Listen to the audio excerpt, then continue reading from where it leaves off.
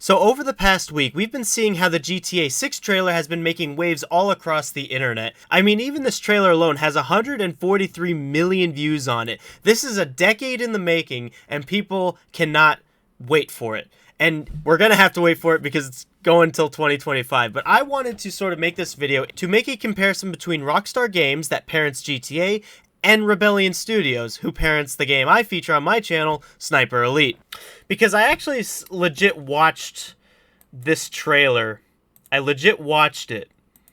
And I wondered why the GTA series, as infamous as it is, gets so much hype. And it is a great series, and I'm excited for it too. I don't mean to make this video to diminish either Rockstar or Rebellion's efforts, but I want to make the comparison because I want Sniper Elite to be maybe as good as a GTA, even though it never will be, but I want it to be better. I want Rebellion to do better. I want them to sort of have the respect that Rockstar Games has. I mean, Rockstar Games hasn't had a flop of a game really ever.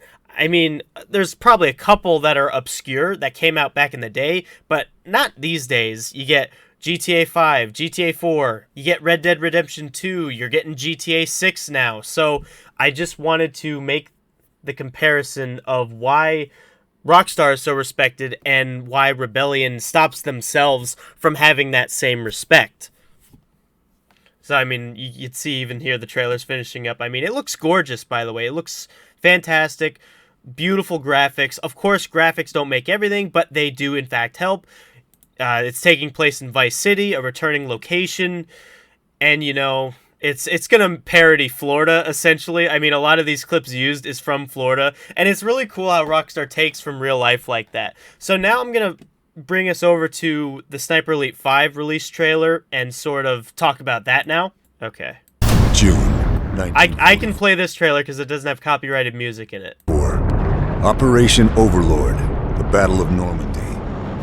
We helped prepare the way by destroying coastal installations. Yep. The Germans didn't know what hit them. I mean, even here, it probably isn't reflected very well in this video, but the graphics in Sniper Elite 5 are the best they've ever been, okay? So graphics for both games, really solid, really beautiful looking. So, I mean, Rebellion's got the graphics engine, so we can sort of rule that out as being a problem. The graphics are not a problem. Yeah, the graphics aren't going to be a problem for the game, and no doubt any future Rebellion projects will have a really good graphics engine to them, so they don't need to improve the graphics. I mean, of course they do, but I mean, I don't know how much better you could get from this. It's really good looking. I'll open the game in a second and show you what I mean. Comparing Sniper Elite 5 to the current GTA 5, I mean, the graphics are much better, of course, so Rebellion wins with that one. But GTA 5 came out in 2013 and onwards. It released on the PS3 originally,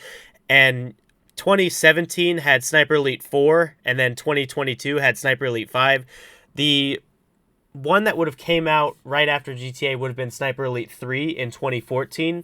So, I mean, yeah, the graphics were dated, but they were still acceptable for the time. They were still dated, but they were acceptable for the time. So GTA 6 is going to have probably something better than even the Red Dead Redemption 2 graphics engine. But it's like I said, for anything graphically speaking, there's no problem here with either game. So then, is it gameplay? The question has to be asked, is it gameplay then? So yes and no. So GTA is more of an open world concept, whereas Sniper Elite is a more closed-in sort of experience with open-world maps, but it's sort of a linear experience, and GTA is more of an open world where you could just drive anywhere and then go to the mission whenever you want to.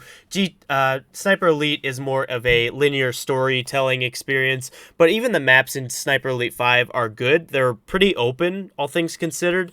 I've had people complain about how the map design is not great, and I can agree to an extent. I wish the maps were a little more open, and I hate running into invisible walls everywhere.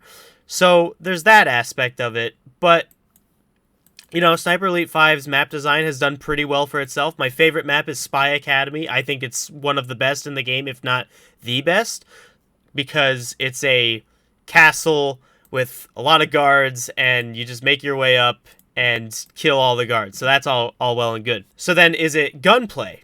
Well, it's not gunplay. So then the question has to be asked, is it gunplay? I mean, no. Gunplay in Sniper Elite 5 is very solid, very realistic, and it's very cool to shoot. Rifles, guns, any kind of gun in this game, it's really cool to shoot.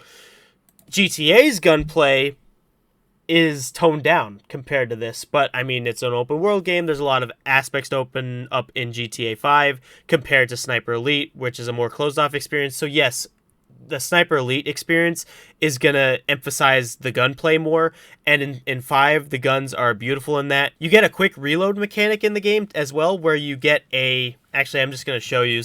You also got the aspect of gun customization in Sniper Elite 5. It's the best it's ever been. GTA 5 has customization of guns too, but, you know, not this in-depth. And, you know, again, the graphics look great on this. So... yeah, you get different ammo types, armor piercing, match, non-lethal, soft point. As you can see, there's not many customization options in terms of camos, but you get the varnishes and you get the ghillie wraps, so that's all well and good. So customization is here, and it is a big aspect. Here, we'll just test in shooting range. And of course, you get the third-person aspect. GTA 5 also has the third-person aspect, but you can... with Sniper Elite 5, go into first person whenever you want to by clicking C. So you could like shoulder fire it like this, or you can zoom in like this.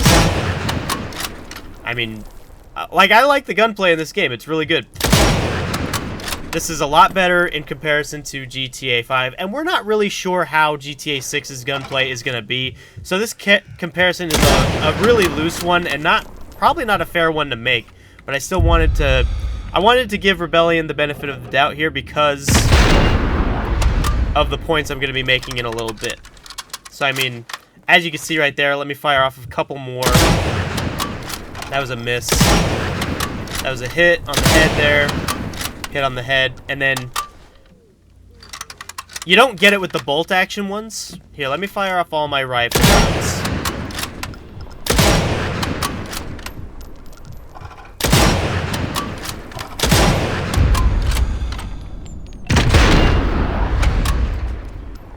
Right, so you don't get it with the rifles if it's a bolt action, but you do get it with the submachine guns. You get a quick reload attachment, where if you let that cursor go through that specific square that's cut out for you in the little pie there, if you manage to hit that, you reload faster. That's a good feature too. I like that feature. I like being able to reload faster. So, is it the gunplay that brings the Sniper Elite series down? No. You get to go prone, you get to crouch, so you get to do all that. That's all well and good as well. And then Carl himself, graphically, he looks impressive. You get a photo mode in this game, so you can take your little screenshots of Carl's face here. You know, he's looking a little sleepy.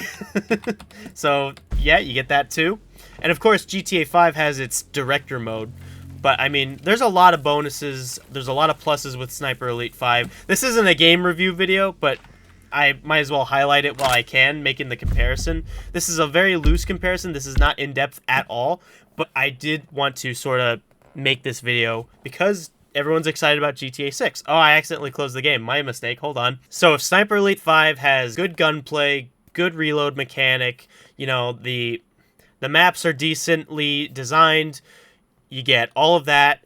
So what is bringing Rebellion down, and why can't they be as good as Rockstar? I'm not talking in terms of popularity or in players, but there is a lot of discontent in the Sniper Elite community with Rebellion due to one simple thing that is really bringing Rebellion down in terms of, you know, respect and trust. So really it does come down to the business practices and the DLC cycles of the Sniper Elite games. So the way Rockstar Games has their monetization, for GTA 5, you have the shark cards that you can use real in-world money. You can use real-life money to buy shark cards to give yourself a boost in GTA Online.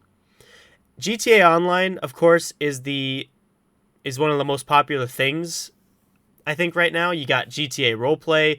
You know, you have all this aspect to GTA 5 that Sniper Elite does not have, and I was really questioning why that is.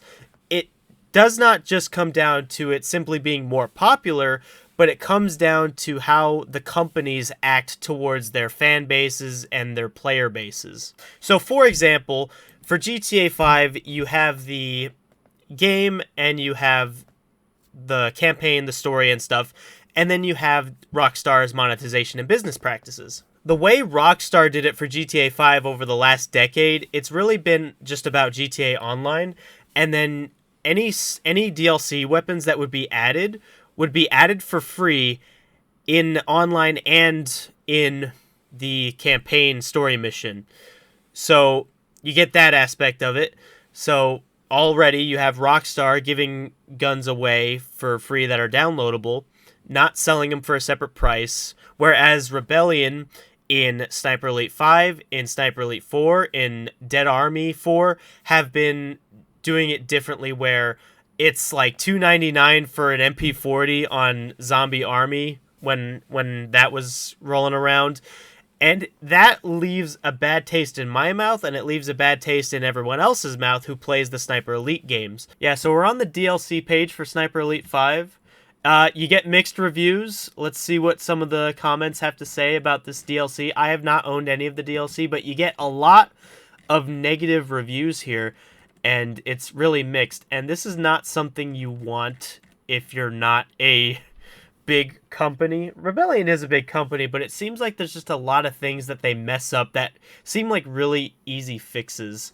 I mean, even here, what this guy says, costs like a separate game. The cost of this DLC alone, let's see, where is it, is $30 for the Season Pass 2, and I have not bought it. The campaign map feels recycled. It is nice. It looks great, but it's not huge and certainly not a challenge. Right, so there is discontent with Rebellion's map design. A beautifully designed nature to look at and go for a walk. What a bored DLC. Almost no soldiers on the map, like a walk in the park. So yeah, they design a nice map, but they don't really give any action, which is very strange. I think it's absolutely disgusting that I should have to purchase this Season Pass 2 when buying a deluxe edition that always included any and all DLC content.